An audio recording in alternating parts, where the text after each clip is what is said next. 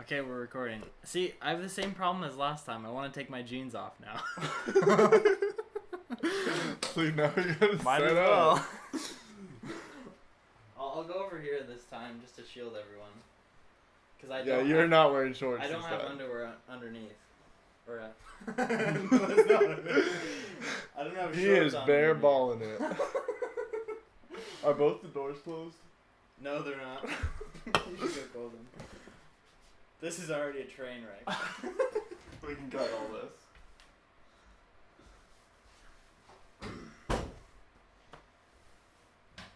Alright.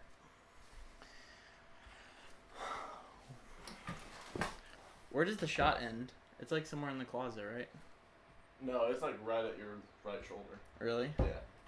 So as you're sitting right there, you have like 3 inches on your right side from where you are right now. Dang. Okay. You probably have more space in the frame than I do then. If I had to guess. There's like 3 inches on the left side of this chair. Oh, really? Yeah. I guess we're well framed. We're then. well framed. Okay. So today's episode, we talked about a little bit beforehand. Don't set the can down next to the mic. It's going to make a sound. You know how loud that's going to peak it? Good. I was gonna finish that later. You left some pee in the bottom. Excuse me.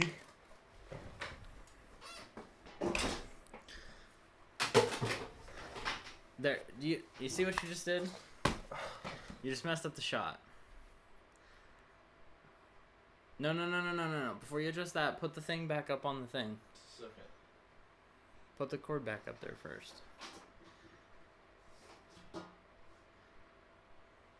Is it still framed correctly?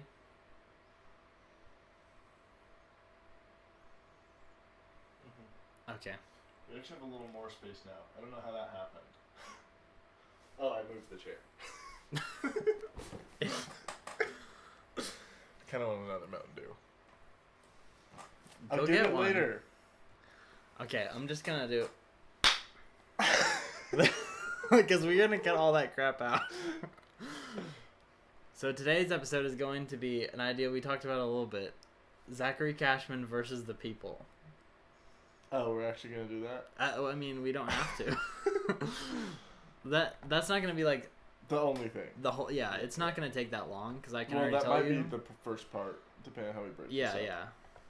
I can already tell you though, I'm gonna be guilty on a lot of fronts. Would Hey, you I'm like to at the top of explain your my feed. idea? My idea? You should share my post. I'm definitely not going to share that. I Tell don't me want if you to. can I'm read. not co-signing any Cutco things. Okay, I need to get her. Wait, what did you want me to do? You can explain the concept of what we're doing. Basically, Viv keeps complaining about Zach and different things he's done wrong. So we're going to go through about all her complaints and talk about why they're correct or incorrect. It's really like the second half of the Declaration of Independence. Like, Does anyone read past the first sentence? I was forced to.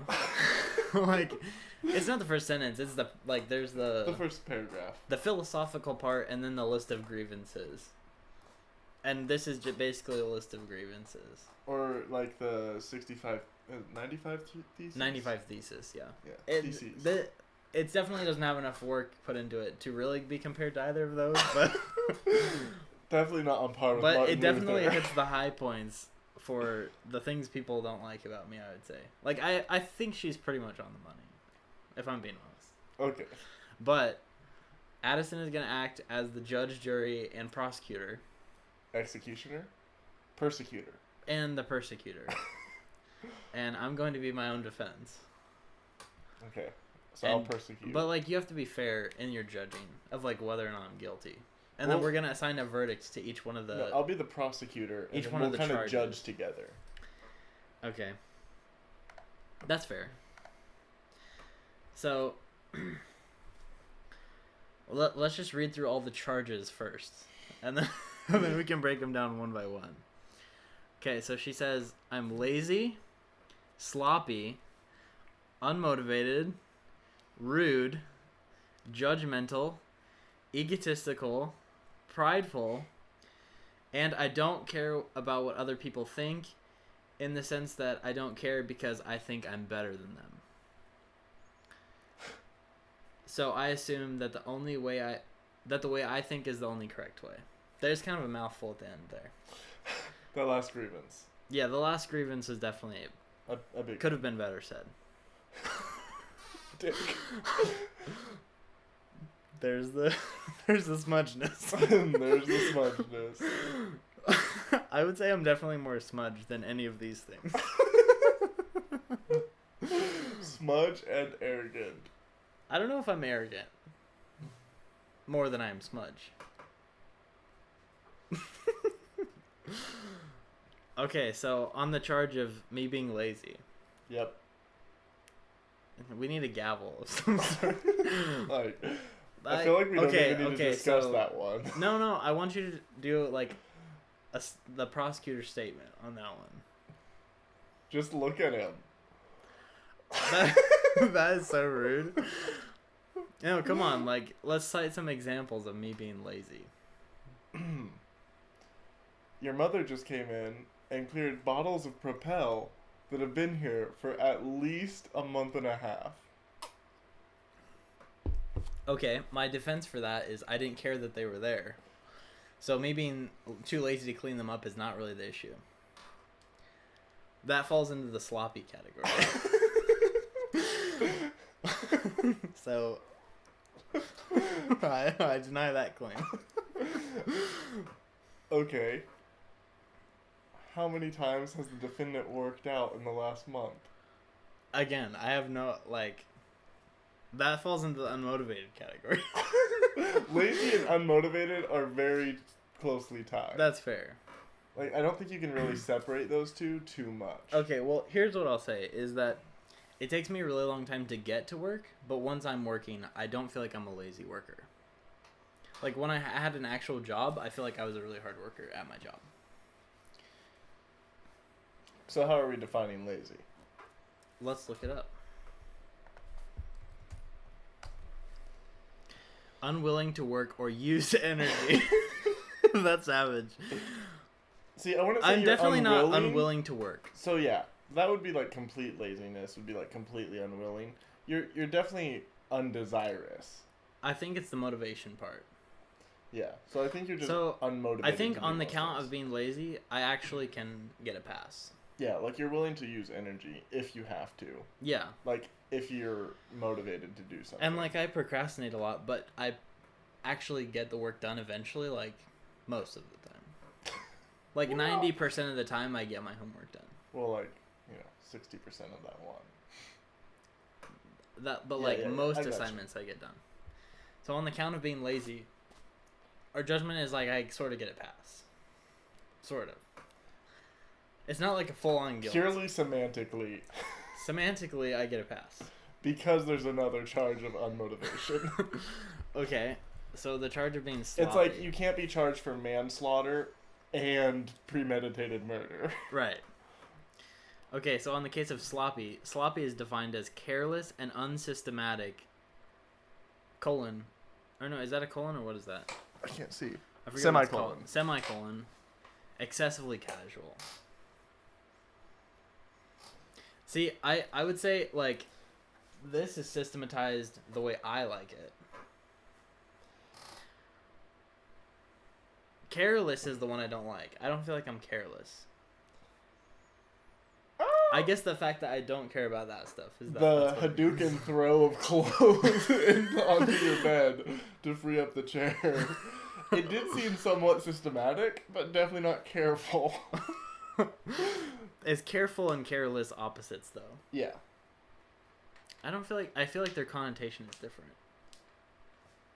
I don't know. Yeah. I don't know. I would say in most cases where it matters, I'm not careless. Matters is a strong term. In the things that matter to me, I'm not. Well, yeah, the things you care about, you're not careless. But in a general sense, in your surroundings, I would say I'm you're a pretty sloppy You're a person. sloppy person. I'm definitely a messy eater. So. And you leave behind a mess a lot of the times. That's fair. And then you're very not motivated to clean up. Although I will say, in the bathroom, I clean the toilet almost every time I go. Before or after? After. Like, I brush out the bowl. So you're at least considerate. Yeah. Like, I feel like a lot of my sloppiness doesn't really affect anyone negatively.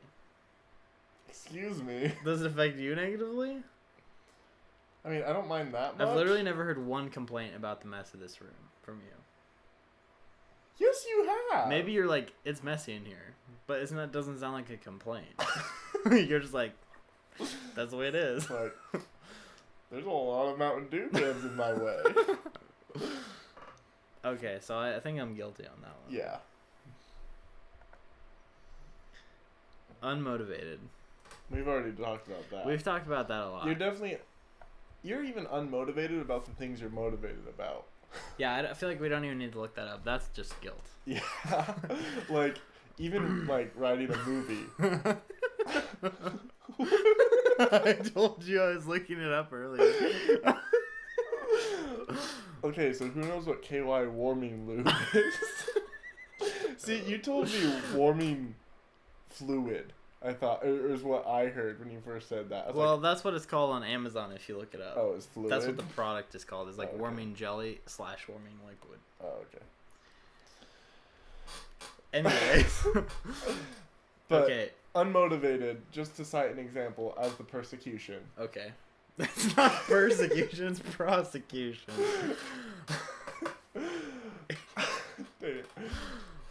Even like writing a movie, which is one of your dreams, I have to nag you about. It's like you're just in general unmotivated to do things. Like, it's more like a whimsical motivation. It's very hard for you to generate anything yourself. It's hard for me to pin myself down. Yeah, it's just like occasionally you'll suddenly feel a air of motivation. You'll do something, but then. Well, when I was writing the other screenplay, I was pretty motivated because I set a goal to do it before you got home. But in general, and I got it done like a month before you got home. Yeah, I'm definitely not. I should be more goal oriented. Yeah, you're definitely not goal oriented. But like the whole movie that we had been talking about recently. Well, yeah, I like my heart isn't in it anymore. Yeah, it's purely like just to do a movie if we're gonna do it. And so the whole thing with Viv kind of it dissuaded me from wanting to do it. We need to find a The whole movie is basically about anima projection. So it's an interesting concept. Okay, so I get a guilty on unmotivated. I admit that. Mostly. Rude. See, now this one I feel like I have a chance. I feel like she said this about me because I'm rude to her. Yeah, you're definitely rude to her. I'm definitely rude to Viv. Yeah. Again, we've talked about this, the whole petty thing. Or not necessarily petty, but like salty. You're really I'm definitely petty towards her. Like, you get really salty. I do. So, like, whenever you're upset about something, you do get really rude. I would say I'm definitely rude to her. Yeah, you're rude to most when I don't like somebody, I'm occasionally openly rude to them. You're openly rude to some people you like, too. Like who? Like... grapes. Like grapes. We have a lot to say about grapes. A lot to bleep.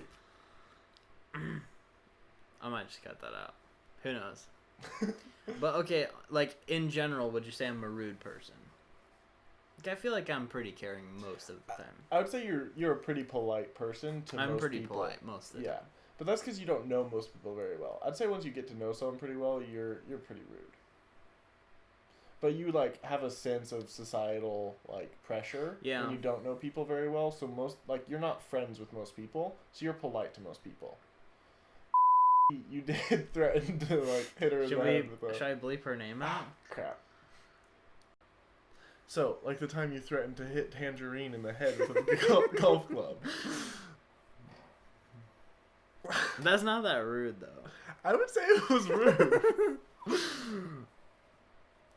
So, okay. I'd say you're at least partially rude. Not that much more than a typical salty 19-year-old boy. Like, most of the time I don't feel a need to be rude, but when I do, I pretty much let it out. And there's certain people you are very rude to. Yeah. Just in a general sense.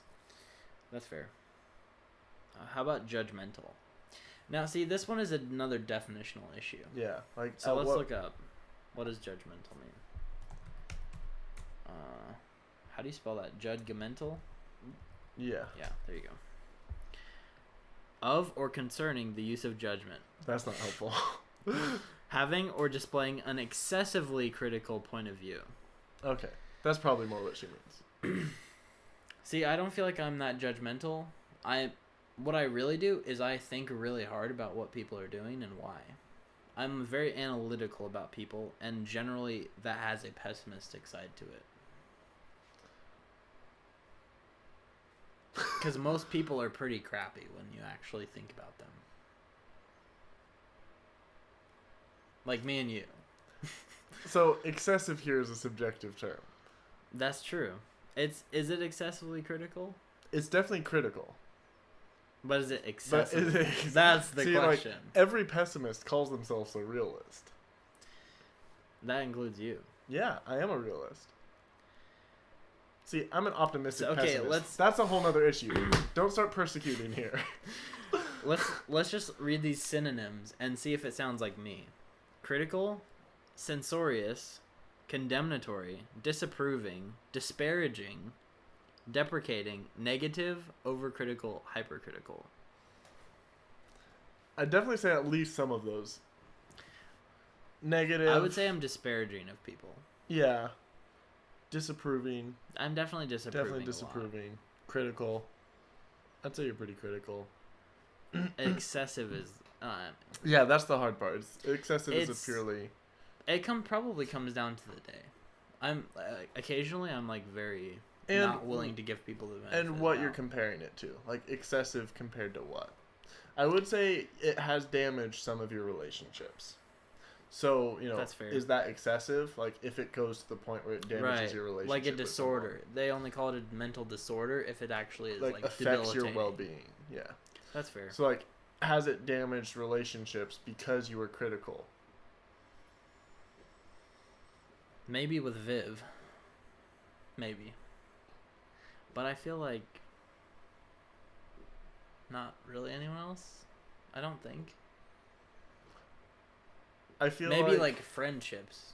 Yeah. Like acquaintanceships. I'm not saying like, you haven't had that many relationships. It's like friendships you've had. I don't think it's really affected me that negatively. It almost destroyed Shakira and yours friendship. You were pretty critical at one point. I don't feel like that's that true. We brought that back. Hard to say. Cast your mind back. I am. I feel like the dynamic just changed, though. I feel like you became less critical. Like you were Things take time. You were pretty critical for that also a hot minute. Well, yeah, that's true. So like I feel like you definitely improved. Like you became aware. But I would say you are definitely like instinctually judgmental. Yeah. Okay, yeah. But that you are at least somewhat aware of it and do work on it to an extent. Especially, I have called you out a few times on it. Well, and like I say that I analyze people, but sometimes it's really hard for me to like understand their point of view to the point where I give them the benefit of the doubt. Yeah. Like there are times like when you I'm analyze, like, but really I don't understand how you could have done that, and that bothers me. So it's like I can't quite put myself in their shoes enough to like forgive them for I'd say that's when it becomes judgmental. Yeah. Okay, that's fair. Egotistical. Now this is another. All these are very definitionally, predicated, I would say. Excessively conceited or absorbed in oneself, self-centered. Now, I definitely don't feel that I'm self-centered. I feel like I think about other people a lot. And, like, try and work with them. But how do you think about other people? Like, when you think about other people, in what context do you think about them? Generally in my relationships, I try to consider their feelings. And help them out. with their issues. Okay. Like, how could I make their life better? Right. Like, lots of times, for example, when there's a lot of people over for a party, I have, like, the host mentality of, like, is everyone having a good time right now? Now, I think what she really means when she says egotistical is that I think highly of myself. Probably arrogant, yeah. Which is definitely true, but again, I feel like I have reasons to believe that. like, the word excessively here again is like, I think a lot of myself, but I also, you know, there's a lot to like. I'm just going to let that one rest. You know that the serotonin systems in our brain are attuned to our position on the dominance hierarchy. So.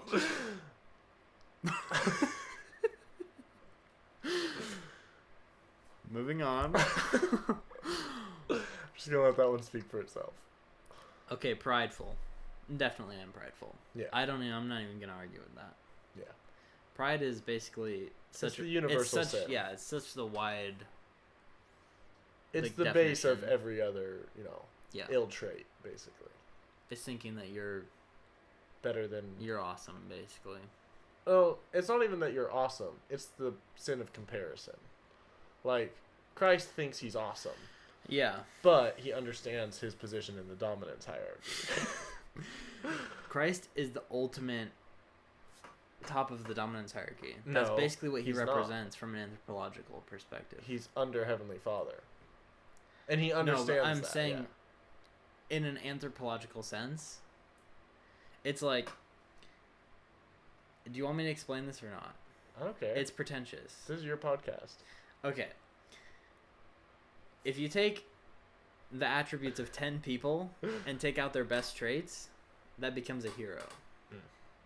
Like in a story. Yeah, yeah. If you take a bunch of heroes and put them into one person, that's like someone like Batman. Like, Batman is a billionaire, a martial artist. He's a master detective. He's handsome. Like, he's literally, like, the best attributes of, like, a bunch of many people. Yeah. Well, if you take a bunch of superheroes and take out all their best attributes, that's what Jesus is. From, like, a archetypal perspective. He's like, if you take, like, Batman and Thor... I mean, Thor basically is Jesus. He's a different version. He's a different version of Jesus. Are we talking cinematic Thor? No, in myth. Okay. Yeah. Like, Thor is basically Jesus. He's Loki more is basically Satan. He's more Old Testament Jesus. He's a lot more destruction, but But anyways, like, if you take all the, heroes and put them into one person, that's basically who Jesus is.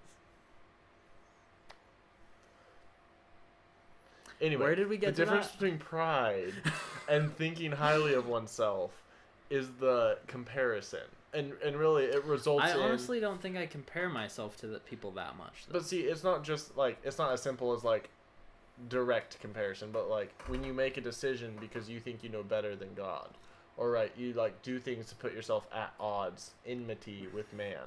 Because, right, you're prideful. You're comparing yourself with them. So, right, like... I don't feel like I do that much. It's your job to be the prosecutor, so... Trying to think of a specific example.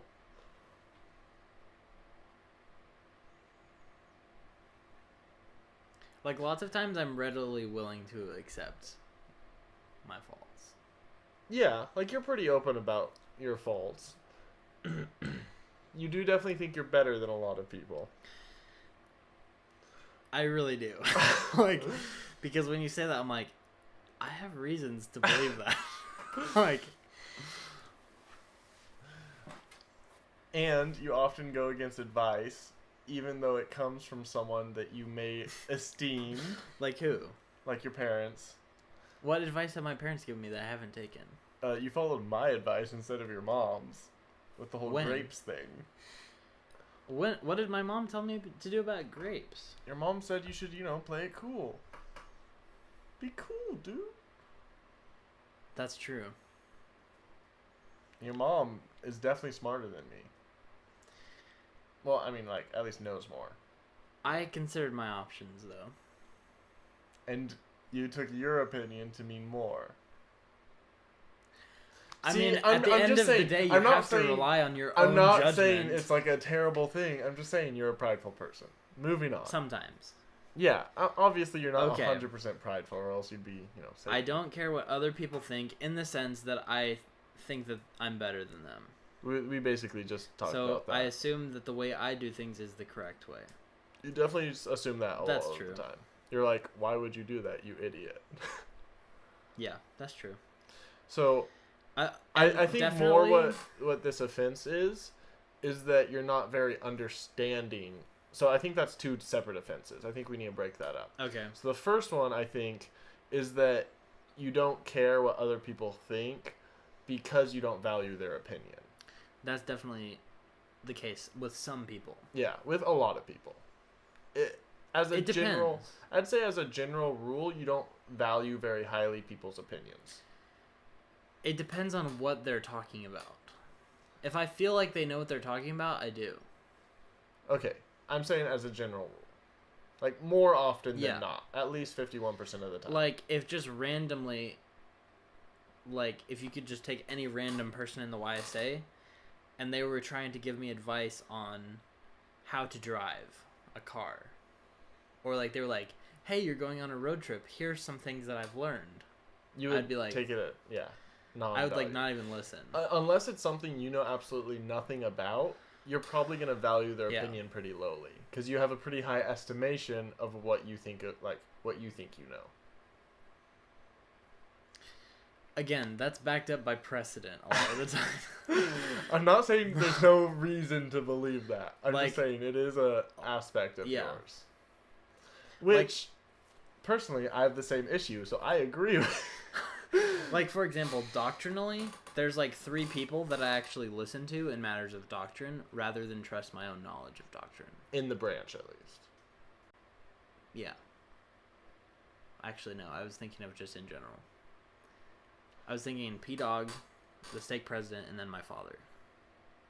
And you, to some extent, probably. Because I know you know a lot from your mission. I mean, we have... But, like, in like, matters of what's doctrinally correct, there's almost no one else that I would, like, trust them to know what the right answer is. See, I don't even trust Better P-Dog than myself. Sometimes. There's There's been some borderline cases. There's been sometimes where I was like, I've read Handbook 1. Well, there was a time in Temple Prep where I was like, said that baptism was the gateway into the celestial kingdom, and he's like, that's a hotly debated. It's not. That is hotly debated. It's debated, but it shouldn't be. Yeah. It's one of the most misunderstood pieces of doctrine that there is. Yeah. Well, that's just because people are not it's stuff in the differentiating between temple ceremony exaltation and stuff. And they're also not differentiating between exaltation and celestial kingdom. But anyways, like, valuing people's opinions. Well, let me just say, for any haters out there, I have a quote from Joseph Fielding Smith that literally says, baptism is the gateway into the celestial kingdom, and, like, anyone who thinks otherwise is wrong. So I can pull that quote up for you if you want it. So, okay, moving on. Anyway. It's just... It's, you know. Doctrinally, if you're baptized, you're pure, you're sinless, you'd be able to be in the celestial kingdom. Yes. Obviously, you don't qualify for exaltation because that requires further covenants and, a spouse. But, that's neither here nor there. Well, it's here. That's here. And there. So you definitely don't value others' opinions very highly. That much. Okay, so that's part 1. All right. So part 2, the second one. I assume the way I do things is the correct way. I think that really boils down to you don't really try. Well, you try, but you don't. That's generally a semantic problem, I would say. You don't succeed very well at understanding where other people are coming from. Like you mentioned, like kind of know why they did it, but you're just like, I don't know why you did that, and it makes you upset. Well, and I a lot of times assume that people don't think before they act. Yeah. Which is true a lot. But see, even then, if you assume they didn't think before they act, you're still not very merciful. You're not like, oh, I guess they just didn't think about it. You're still pretty like, how could you have done that, you idiot? It also depends on the person. Like, a lot of times I harass you just because that's what I do. Well, yeah, I'm not taking anything you're saying to me. Like I feel like the stuff you say to me is whatever. Like, I don't take any of the stuff you personally say to me as egregious, accounts in any of these charges. We have a different relationship. It doesn't really count. Yeah. But also, I will say, there's also precedent of, like, a lot of times people just assume that I know what I'm doing because of the whole confidence thing. Like, when I went to help Michaela move, like, there was about 6 people there, and I basically just was in charge of, like, where things went in the truck. Mm-hmm.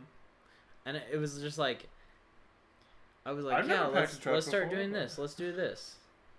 And they were just like, okay. That'll, like... And I was just, like, directing people to do things. And they just was like... And I was like, if you want to, like, tell people what to do. And Michaela was like, no. You seem like you really know what you're doing. And so I was like...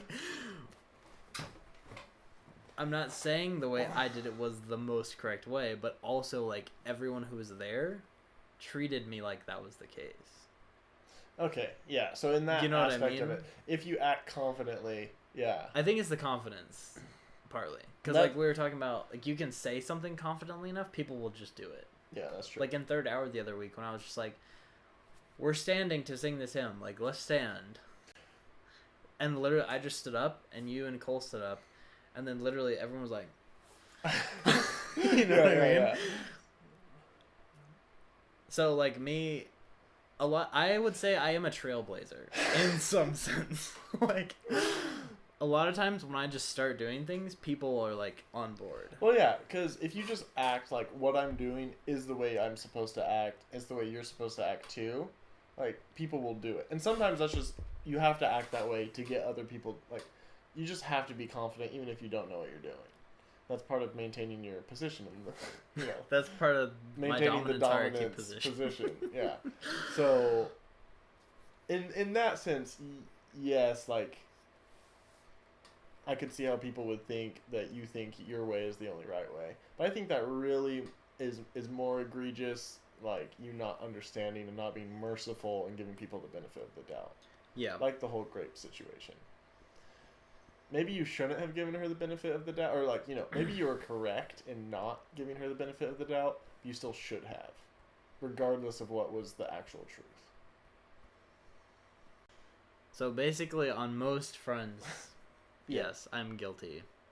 Like I said before we even started, I think she hit it on the head a lot. But also, we've talked about, she does bring out the worst in me sometimes. So, like... She's probably seen more of these in me than most people have. That's fair. She also knows you better than She knows me pretty well. We've spent a lot of time together. Yeah. Which, the better you get to know someone, the more you get to know their faults. You don't know me. You've just seen my penis. When I said that to your mom the other day.